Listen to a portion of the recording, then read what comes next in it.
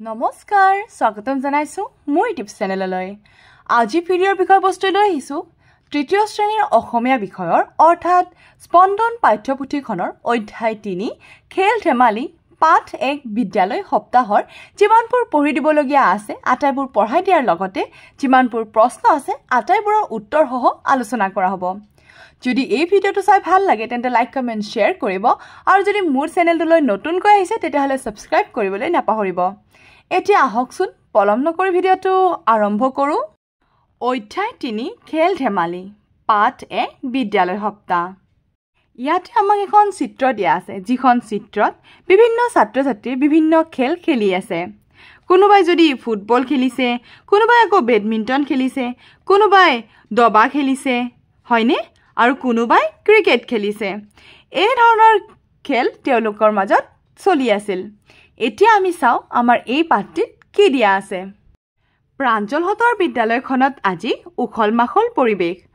আজিৰে পৰা বিদ্যালয় সপ্তাহ আৰম্ভ হ'ব উদ্বোধন কৰিবলৈ বিদ্যালয় পৰিচালনা সমিতিৰ সভাপতি আহিছে প্ৰধান শিক্ষক আনন্দ প্ৰসাদ ৰয় ছাৰে তেখেতক আদৰণি জনাইছে উদ্বোধক গৰাকীয়ে ভাষণত ক'লে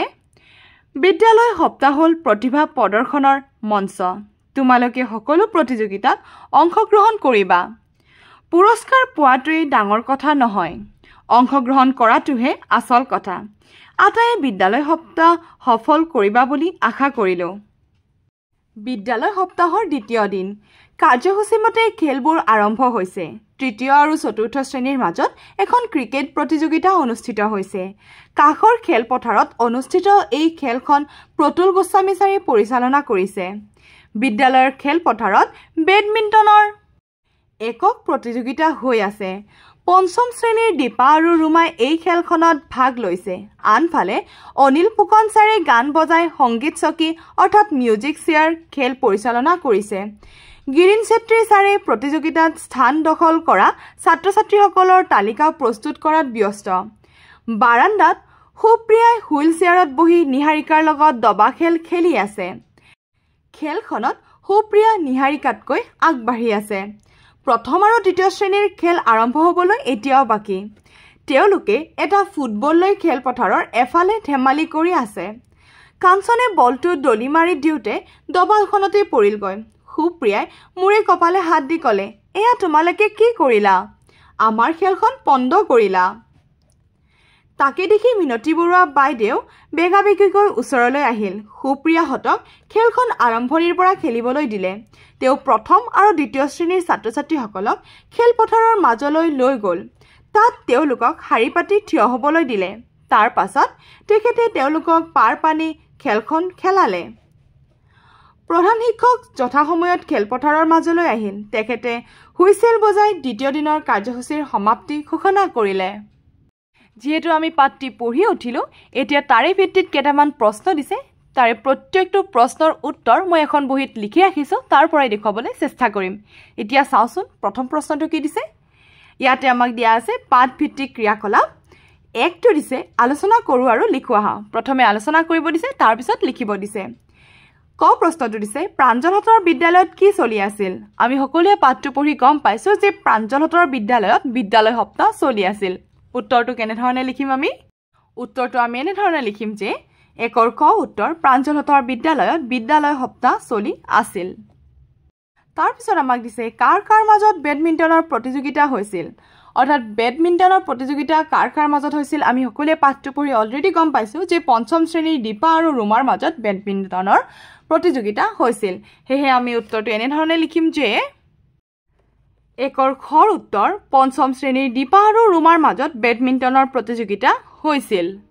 আমাক গ প্ৰশ্ন দিছে সুপ্ৰিয়াই কিয় দবা খেলখন বন্ধ কৰা বুলি কৈছিল ইয়াৰে উত্তৰটো কি হ'ব যে কাঞ্চনে ফুটবলৰ বলটো দলি মাৰি দিয়াত দবাখনতে পৰা কাৰণে সুপ্ৰিয়াই দবা খেলখন বন্ধ কৰা বুলি কৈছিল মই উত্তৰটো দেখাই দিছো কেনে ধৰণে লিখিম এতিয়া আমি উত্তৰটো এনে ধৰণে লিখিম যে একৰ গৰ উত্তৰ কাঞ্চনে ফুটবলৰ বলটো দলি মাৰি দিয়াত দবাখনতে পৰা কাৰণে সুপ্ৰিয়াই দবা খেলখন বন্ধ কৰা বুলি কৈছিল ঠিক আছে এতিয়া নেক্সট প্ৰশ্ন কি দিছে হেতু চাই লৈছো এতিয়া আমাক ঘৰটো দিছে কোন কোন শ্ৰেণীয়ে কি খেলৰ প্ৰতিযোগিতাত অংশগ্ৰহণ কৰিছিল আস্থানি মিলোৱা এতিয়া আমাক পাৰ্টিত এখন লিষ্ট দিয়া আছে তাত যদি চাব যাওঁ প্ৰত্যেকটো শ্ৰেণীয়ে প্ৰত্যেকটো খেলতে অংশগ্ৰহণ কৰিছিল হয়নে কিন্তু আমি পাঠ ভিত্তিক অৰ্থাৎ আমাৰ পাঠটোত যিখিনি দিয়া আছিলে যে কোনটো শ্ৰেণীয়ে ক'ত অংশগ্ৰহণ কৰিছিল সেই হিচাপে মই এইখিনি লিখি ৰাখিছোঁ যেনে ধৰণে প্ৰথম শ্ৰেণী আৰু দ্বিতীয় শ্ৰেণীয়ে ফুটবল আৰু পাৰপানী দুয়োটাতে অংশগ্ৰহণ কৰিছিল অন্যহাতে তৃতীয় শ্ৰেণী আৰু চতুৰ্থ শ্ৰেণীয়ে ক্ৰিকেট খেলিছিল হয় আৰু পঞ্চম শ্ৰেণীৰ ছাত্ৰ ছাত্ৰীসকলে বেডমিণ্টন আৰু দবা এই দুটা খেল খেলিছিল কিন্তু মই এবাৰ লিষ্টখনো দেখাই দিওঁ এইখনত বাৰু ধুনীয়াকৈ দিয়া আছে দ্বিতীয় দিনৰ খেলৰ সূচী ক্ৰিকেট তৃতীয় শ্ৰেণীৰ পৰা পঞ্চম শ্ৰেণীলৈকে খেলিছিল বেডমিণ্টন তৃতীয় শ্ৰেণী চতুৰ্থ পঞ্চম আটাইবোৰে অৰ্থাৎ প্ৰত্যেকটো শ্ৰেণীয়ে প্ৰত্যেকটো খেল খেলিছিল কিন্তু আমি পাঠত যেতিয়া পঢ়িবলৈ পাইছিলোঁ সেইখিনিৰ ভিত্তিতহে মই সেই উত্তৰটো লিখিছোঁ অৰ্থাৎ এইখিনি উত্তৰ মই কেৱল মাত্ৰ পাঠটো যি ধৰণে পঢ়িব পাইছোঁ তাৰ ওপৰত ভিত্তি কৰিয়েই লিখিছোঁ হ'ব এতিয়া আমাক নেক্সট প্ৰশ্নটো কি দিছে সেইটো চাওঁ প্ৰশ্নটো দিছে মিনতী বৰুৱা বাইদেৱে প্ৰথম আৰু দ্বিতীয় শ্ৰেণীৰ ছাত্ৰ ছাত্ৰীসকলক কিয় খেলাবলৈ লৈ গৈছিল ইয়াৰে উত্তৰটো এইটো হ'ব যে প্ৰথম আৰু দ্বিতীয় শ্ৰেণীৰ ছাত্ৰ ছাত্ৰীসকলে যেতিয়া এটা ফুটবল লৈ পেলাই খেলপথাৰত ধেমালি কৰি আছিল তেতিয়া মিনতী বাইদেৱে কি কৰিলে বেগেতে কাৰণ তেওঁলোকে যেতিয়া ধেমালি কৰি আছিলে কি হৈছিলে ফুটবলটো গৈ পিনে কি নাম আছিলে এয়া কাঞ্চনী যেতিয়া ফুটবলটো দলিয়াই দিছিলে তেতিয়া সুপ্ৰিয়া আৰু নিহাৰিকাই খেলি থাকোঁতে বলটো পৰি গৈছিলে হয়নে তো পৰি যাওঁতে দবা খেলখন কি হৈ গৈছিলে মাজতে ভংগ হৈ গৈছিলে যাৰ কাৰণে মিনতী বাইদেৱে কি কৰিছিলে তাহাঁতক লৈ পেলাই পাৰপানী খেলাবলৈ লৈ গৈছিলে তো উত্তৰটো বাৰু আমি সৰুকৈ লিখিম মই লিখি ৰাখিছোঁ তাৰ পৰাই দেখুৱাবলৈ চেষ্টা কৰিম উত্তৰটো হ'ব প্ৰথম আৰু দ্বিতীয় শ্ৰেণীৰ ছাত্ৰ ছাত্ৰীসকলে এটা ফুটবল লৈ খেলপথাৰত ধেমালি কৰি থকাৰ বাবে মিনতী বৰুৱা বাইদেৱে খেলাবলৈ লৈ গৈছিল ঠিক আছে যেতিয়া তেওঁলোকে সেই ফুটবলটো খেলি কি কৰি আছিল ধেমালি কৰি আছিল হেয়া দেখিয়ে মিনতী বৰুৱা বাইদেৱে কি কৰিছিল সিহঁতক অন্য এটা খেল খেলাবলৈ লৈ গৈছিল এতিয়া আমাক প্ৰথম দিছে বিদ্যালয় সপ্তাহ কোনে উদ্বোধন কৰিছিল আৰু আমি সকলোৱে জানো যে বিদ্যালয়ৰ পৰিচালনা সমিতিৰ যিজন সভাপতি আছিল তেখেতে বিদ্যালয় সপ্তাহ উদ্বোধন কৰিছিল মই বাৰু উত্তৰটো লিখি ৰাখিছোঁ তাৰ পৰা দেখুৱাবলৈ চেষ্টা কৰিম প্ৰথম উত্তৰটো হ'ব বিদ্যালয় সপ্তাহ বিদ্যালয় পৰিচালনা সমিতিৰ সভাপতি গৰাকীয়ে উদ্বোধন কৰিছিল এই ধৰণে উত্তৰটো লিখিলে হৈ যাব তাৰ পিছত আমাক সুধিছে দ্বিতীয় বিদ্যালয় সপ্তাহৰ দ্বিতীয় দিনা কি বাৰ আৰু তাৰিখ আছিল এতিয়া আমাক দ্বিতীয় যিটো প্ৰশ্ন সুধিছে সেই প্ৰশ্নটোৰ উত্তৰ অৰ্থাৎ সঠিক উত্তৰ পাঠটিত দিয়া নাই বিদ্যালয় সপ্তাহৰ দ্বিতীয় দিনা কি বাৰ আছিল আৰু কি তাৰিখ আছিল আমাক সুধিছিল হয়নে আমি যদি আটাইখিনি লেসন পঢ়ি চাওঁ বা পাঠটি পঢ়ি চাওঁ তাত কতো উল্লেখ নাই কি বাৰ আছিল বা কি তাৰিখ আছিল কিন্তু তথাপিও মই জাননীখন চাই মেলি ক'বলৈ চেষ্টা কৰিছোঁ যে যেহেতু এখন দ্বিতীয় দিনৰ সূচী হয় খেল আৰম্ভ হৈছিল 1 তাৰিখৰ পৰা 7 তাৰিখলৈকে হয় তো প্ৰথম দিনা যেহেতু 1 তাৰিখ আছিল দ্বিতীয় দিনা হলে কি হ'ব 2 তাৰিখ হ'ব হে আমি তাৰিখটো 2 তাৰিখ বুলি ধৰিব পাৰো হ'ব অৰ্থাৎ 2 ডিসেম্বৰ বুলি আমি ধৰিব পাৰিম এতিয়া বাৰটো হলে আমি কি হ'ব এইটো কিন্তু আমাক পাঠটি দিয়া নাই হে বাৰটো আমি লিখিব নোৱাৰিম বৰ্গীয় প্ৰশ্নটো আমাক দিছে সেট্টি ছাৰে কি কৰি আছিল ইয়াৰে উত্তৰটো হ'ব মই ইয়াতে দেখাই দিছো যে সেট্টি ছাৰে প্ৰতিযোগিতাত স্থান দখল কৰা ছাত্ৰ ছাত্ৰীসকলৰ তালিকা প্ৰস্তুত কৰি আছিল অৰ্থাৎ সেট্টি ছাৰে কি কৰি আছিল যিসকলে প্ৰথম দ্বিতীয় তৃতীয় যি স্থানে লাভ কৰিছে সেই সকলৰ তালিকা প্ৰস্তুত কৰি আছিল আৰু উত্তৰটো কেনে ধৰণে লিখিছো যে সেট্টি ছাৰে প্ৰতিযোগিতাত স্থান দখল কৰা ছাত্ৰ ছাত্ৰীসকলৰ তালিকা প্ৰস্তুত কৰি আছিল এতিয়া আকৌ আমাক এটা প্ৰশ্ন দিছে যে পাঠত থকা জাননীখন চাই তলৰ প্ৰশ্নবোৰৰ উত্তৰ কৰো আহা অৰ্থাৎ আমি যিখন জাননী অকমান আগতে চালো সেইখন চাই পেলাই আমাক কি কৰিব দিছে এই উত্তৰখিনি কৰিব দিছে ইয়াতে প্ৰশ্ন দিয়া আছে ক্ৰিকেট খেলত কোন কোন শ্ৰেণীৰ ছাত্ৰ ছাত্ৰীয়ে অংশগ্ৰহণ কৰিব পাৰিব খ প্ৰশ্নটো দি থৈছে যে তৃতীয় শ্ৰেণীৰ ছাত্ৰ ছাত্ৰীয়ে কি খেলত অংশগ্ৰহণ কৰিব পাৰিব গ প্ৰশ্নটো দি থৈছে খ আৰু গ শাখাত থকা শ্ৰেণী কেইটা কি আৰু ঘটো দিছে সকলো শ্ৰেণীৰ ছাত্ৰ ছাত্ৰীয়ে কি খেল খেলিব পাৰিব মই এতিয়া আটাইবোৰ উত্তৰ জাননীখনৰ পৰা চাই পেলাই দিবলৈ চেষ্টা কৰিম এতিয়া মই আটাইকেইটা উত্তৰ ধুনিয়াকৈ জাননীখনত চাই মেলি লিখি ৰাখিছো এতিয়া ক প্ৰশ্নটো আমাক দিছিল যে ক্ৰিকেট খেলত কোন কোন শ্ৰেণীৰ ছাত্ৰ-ছাত্ৰীয়ে অংশগ্ৰহণ কৰিব পাৰিব আৰু ইয়াৰে উত্তৰ হ'ব তৃতীয়ৰ পৰা পঞ্চম শ্ৰেণীলৈ অৰ্থাৎ ক্ৰিকেট খেলত তৃতীয়ৰ পৰা পঞ্চম শ্ৰেণীৰ ছাত্ৰ-ছাত্ৰীয়ে অংশগ্ৰহণ কৰিব পাৰিব ক প্ৰশ্নটো দিছে তৃতীয় শ্ৰেণীৰ ছাত্ৰ-ছাত্ৰীয়ে কি খেলত অংশগ্ৰহণ কৰিব পাৰিব ইয়াৰে উত্তৰ হ'ব তৃতীয় শ্ৰেণীৰ ছাত্ৰ-ছাত্ৰীয়ে বেডমিণ্টন দবা পাৰ পানী সংগীত চকী আদি খেলত অংশগ্ৰহণ কৰিব পাৰিব তাৰ পিছত গ প্ৰশ্নটো দিছে খ আৰু গ শাখাত থকা শ্ৰেণীকেইটা কি ইয়াৰে উত্তৰ হ'ব খ আৰু গ শাখাত থকা শ্ৰেণীকেইটা তৃতীয়ৰ পৰা পঞ্চম শ্ৰেণীলৈ আটাইকেইটা ঠিক আছে তাৰ পিছত খ প্ৰশ্নটো সকলো শ্ৰেণীৰ ছাত্ৰ-ছাত্ৰীয়ে কি খেল খেলিব পাৰিব সকলো শ্ৰেণীৰ ছাত্ৰ-ছাত্ৰীয়ে পাৰ পানী আৰু সংগীত চকী খেল খেলিব পাৰিব এতিয়া আমাক ভাষা অধ্যয়ন দিছে ৩ ক ডাঙৰ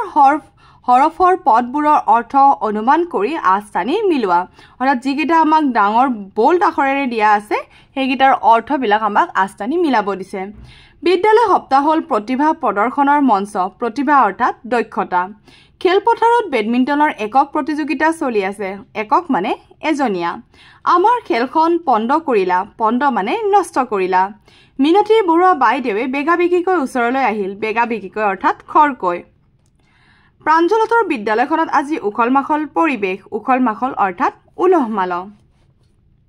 তাৰ পিছত দিছে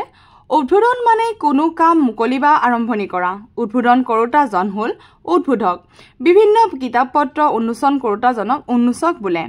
এতিয়া আমি তলৰ ক অংশৰ লগত খ অংশ মিলাও আহা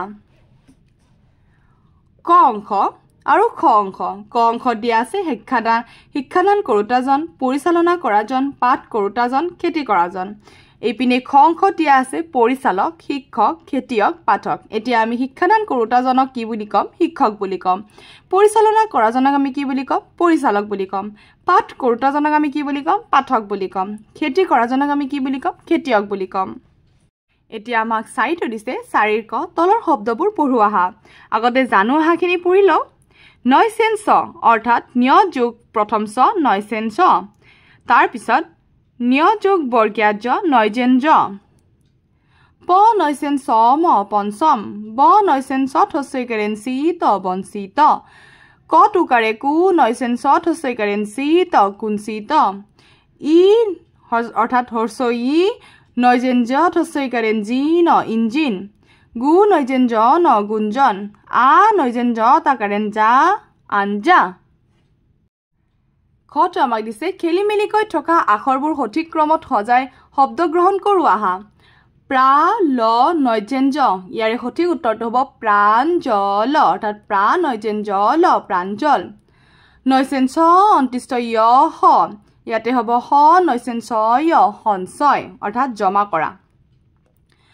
ত নয়সেন্স থস্যইকাৰেন চি কট উ কাৰে কু তো এইটো হ'ব কু নয়সেন্স থস্যইকাৰেন চি ত কুঞ্চিত তাৰ পিছত ন নয়জেন্স থস্যইকাৰেন জি হৰ্ষই এইটো হ'ব ই নয়জেন্স থস্যইকাৰেন জি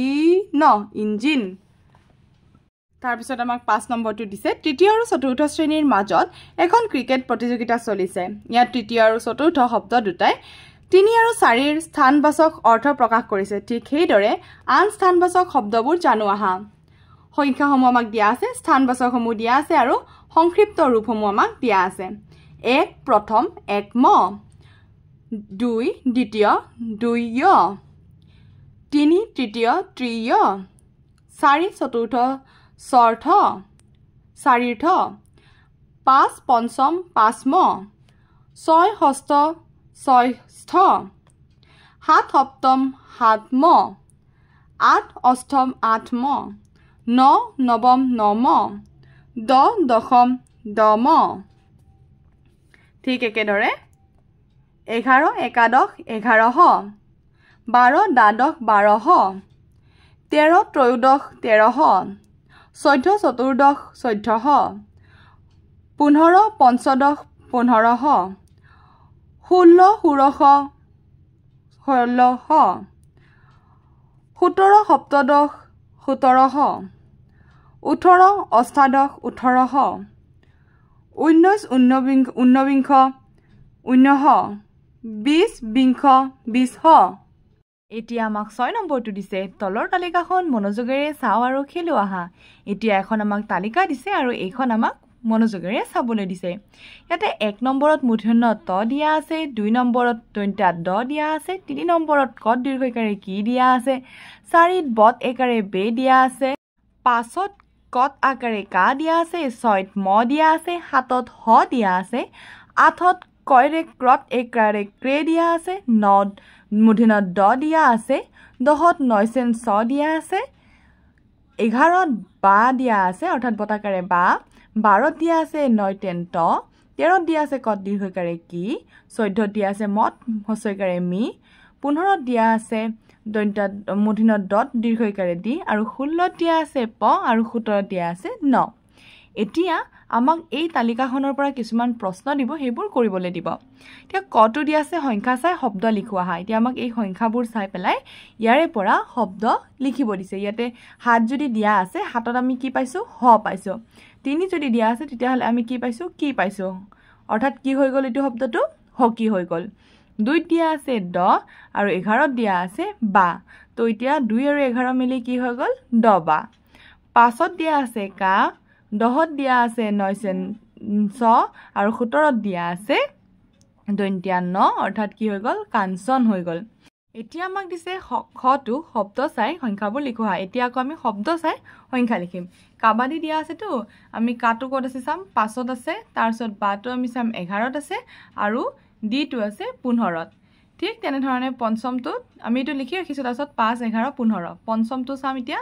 পঞ্চমৰ পটো চাম 16ত আছে হয় নয়সেন ছটো আছে 10ত আৰু মটো আছে 6ত তো আমি এটো কি লিখিলো 16 10 6 বেডমিন্টন চাম এতিয়া বেটো আছে 4ত তাৰপিছত দটো আছে 9ত তাৰপিছত মত হস্যইকাৰে মিত আছে 14ত তাৰপিছত নয়তেন ত আছে 12ত আৰু 9 আছে 17ত তো আমি ইয়াতে কি লিখি দিলো 4 9 14 12 17 ঠিক আছে এতিয়া আমাক আকৌ দিছে কাকৰ ঢোলৰ ছবিত থকা শব্দ বাছি লৈ ছন্দপুৰ কৰো আহা বাঢ়ৈ খুৰাই বাহেৰে সাজে হ'ব বাঢ়ৈ খুৰাই বাহেৰে সাজে নাপিত ককাই চুলিকে কি কৈছে চুলিকে কাটে কাটেটো ইয়াতে আছে হয় ঢোল বজাই ঢুলিয়া ককাই দৰ্জি মামাই কাপোৰ চিলাইটো আমি ইয়াতে লিখি দিছো এতিয়া আমাক জ্ঞান সম্প্ৰসাৰণ দিছে 8 আলোচনা কৰো আৰু লিখো আহা কটো দিছে ক্ৰিকেট খেলখন কাখৰ খেলপথাৰত কিয় খেলিছিল ক্ৰিকেট খেলখন কাখৰ খেলপথাৰত খেলিছিল কাৰণ এখনত মই উত্তৰটো লিখি ৰাখিছো কাৰণ বিদ্যালয়ৰ খেলপথাৰখনত বেডমিন্টনৰ একক প্ৰতিযোগিতা হৈ আছিল এই কাৰণে কাখৰখনত খেলিব লগা হৈছিল কাৰণ বিদ্যালয়ৰ যিখন খেলপথাৰ আছিল তাত বেডমিন্টনৰ একক প্ৰতিযোগিতা হৈ আছিল তাৰ পিছত খ প্ৰশ্নটো দিছে প্ৰাঞ্জলহতৰ বিদ্যালয় সপ্তাহত নেখেলা কি খেল তোমালোকৰ বিদ্যালয়ত খেলোৱা হয় এতিয়া এটো তোমালোকে নিজে জানিবা কাৰণ তোমালোকৰ বিদ্যালয়ত হেবোৰ খেলৰ বাদে আৰু কি ধৰণৰ খেল হয় হেখিনি তোমালোকে নিজে নিজে লিখিবলৈ চেষ্টা কৰিলে হ'ল তাৰ পিছত দিছে তোমালোকে নিশ্চয় সমনীয়াৰ লগত বহু ধৰণৰ খেল খেলা তলৰ ছবিত দিয়া খেলবোৰৰ নাম লিখা এয়া হৈছে ক্ৰিকেট এয়া হৈছে বেডমিন্টন আৰু এয়া হৈছে দবা বা চেছ তাৰ পিছত দিছে খটো তলৰ খেলসমূহক গুৰুক্ৰিয়া আৰু লঘুক্ৰিয়া হিচাপে ভাগে ভাগে লিখোৱা আহা এতিয়া আমাক ইয়াতে দিয়া আছে গুৰুক্ৰিয়া অৰ্থাৎ বহিক্ৰিয়া যিটো বাহিৰত খেলা হয় ঠিক আছে আৰু লঘুক্ৰিয়া অন্তক্ৰিয়া যিটো ভিতৰত খেলা হয় অৰ্থাৎ ঘৰৰ বা কৰবাৰ ডাঙৰ হল হক জোৰ হক কোঠা এটাৰ ভিতৰত খেলা হয় আৰু এয়া হৈছে